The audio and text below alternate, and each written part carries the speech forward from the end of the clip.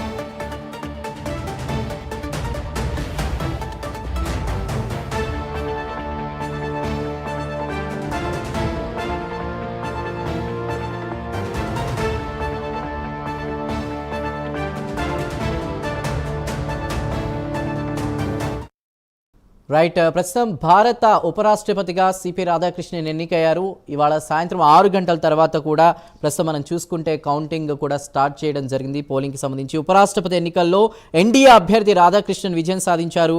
ఇక రాధాకృష్ణన్కు 452, సుదర్శన్ రెడ్డికి 300 మొదటి ప్రాధాన్యత ఓట్లు వచ్చినట్టు తెలుస్తోంది. ఈ ఎన్నికకు అటు బీఆర్ఎస్, బీజేడీ, శిరోమణి అకాలీదళ్ సభ్యులు దూరంగా ఉన్నారు. ఇండీ కూటమి తరపున సుదర్శన్ రెడ్డి బరిలో నిలిచిన సంగతి కూడా తెలిసిందే. ప్రస్తుతం అయితే ఉపరాష్ట్రపతిగా సిపి రాధాకృష్ణన్ ఎన్నికారు. దానికి సంబంధించిన తాజా అప్డేట్స్ అందించడానికి మా నేషనల్ బ్యూరో చీఫ్ కళ సిద్ధంగా ఉన్నారు. కళ, చందు, దాదాపు ఏదైతే మనకు ఉపరాష్ట్రపతికి సంబంధించినటువంటి అభ్యర్థిగా దాదాపు మనకు ఎన్డీఏ తరఫున పోటీ చేసినటువంటి రాధాకృష్ణన్ విజయం సాధించారు. ఒక బ్రేకింగ్ న్యూస్ అని చెప్పవచ్చు. దాదాపు 452 ఓట్లు, అంటే 452 ఓట్లు లభించినట్టు, తర్వాత సుదర్శన్ రెడ్డికి 300 ఓట్లు లభించాయి. అయితే దీన్ని ఇప్పుడే కొద్ది సెకండ్ల క్రితమే ప్రకటించడం జరిగింది. ఏదైతే జగదీప్ ధన్కర్ స్థానంలో ఉపరాష్ట్రపతి అభ్యర్థి అని చెప్పవచ్చు, రాజ్యసభ చైర్మన్ అని చెప్పవచ్చు, ఇక్కడ ఎన్డీఏ అభ్యర్థిగా పోటీ చేసినటువంటి ఇక్కడ రాధాకృష్ణన్ విజయాన్ని ఖరారు చేశారు. కొద్ది సెకండ్స్ల క్రితమే ప్రకటించడం జరిగింది. మరొక వైపు దీనికి సంబంధించినటువంటి సంబరాలు అనుకోవచ్చు.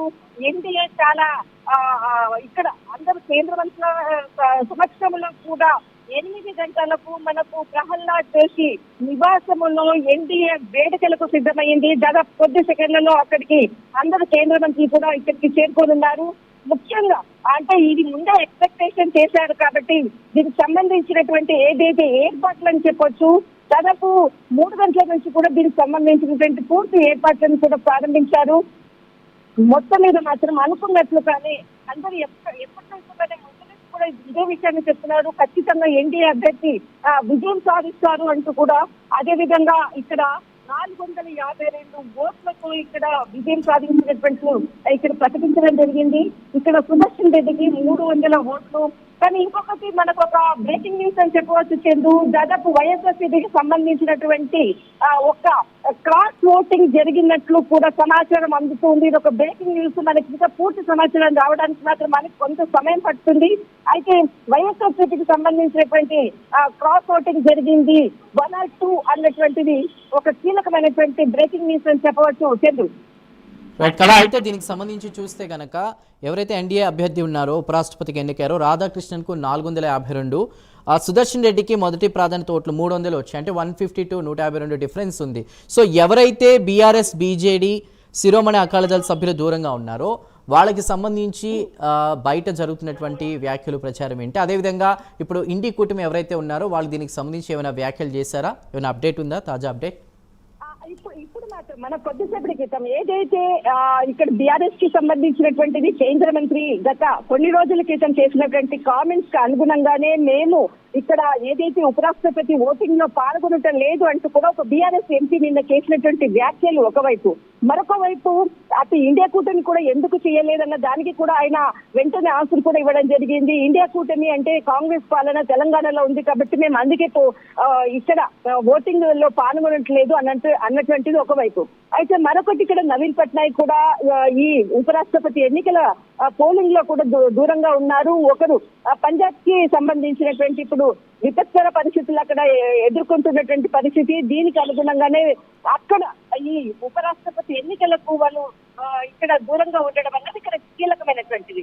అయితే ఇక్కడ ఏదైతే కాంగ్రెస్ మాత్రం కొద్దిసేపటి క్రితం అంటే మాణిక్య ఠాగూర్ చాలా కీలకమైనటువంటి వ్యాఖ్యలు కూడా చేయడం జరిగింది. ఇటు జగన్మోహన్ రెడ్డి ప్రజాస్వామ్యాన్ని ఎదిరించకపోగా ఇక్కడ తల ఉంచాడు అంటూ కూడా చాలా కీలకమైనటువంటి వ్యాఖ్యలు కూడా జగన్మోహన్ రెడ్డి మీద చేసినటువంటి వ్యాఖ్యలు అని చెప్పవచ్చు. మొత్తం మీద మాత్రము ఒకవైపు జగన్మోహన్ రెడ్డిని విమర్శిస్తూనే తర్వాత ఇటు క్రాస్ ఓటింగ్ జరిగినటువంటిది కూడా వ్యాఖ్యలు కూడా కొన్ని బయటకు వచ్చినటువంటి సందర్భము. కానీ ఎట్టకేలకు ఎన్డీఏ అభ్యర్థి అన్నటువంటిది కీలకంగా ఒక గెలుస్తారు అన్నటువంటిది బాహటంగా చాలా మంది ఇప్పటికి కూడా చెప్పారు. దానికి అనుగుణంగానే కూడా సెలబ్రేషన్స్ 8 గంటలకు ప్రారంభం కాబోతున్నాయి.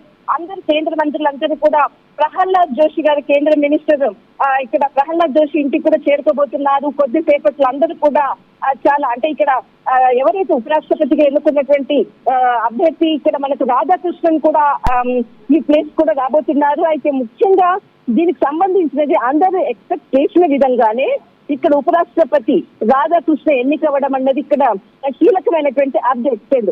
రైట్ కళ, thank you for the updates. So మొత్తం మీద 17వ ఉపరాష్ట్రపతిగా ఘన విజయం సాధించారు సిపి రాధాకృష్ణన్, ఎన్డీఏ అభ్యర్థి. ఆయనకు వచ్చిన ఓట్లు 452. ఇటు ఇండి కూటమి సుదర్శన్ రెడ్డికి మొదటి ప్రాధాన్యత ఓట్లుగా 300 వచ్చాయి. సో మొత్తం మీద 17వ ఉపరాష్ట్రపతిగా ఘన విజయం సాధించారు సిపి రాధాకృష్ణన్.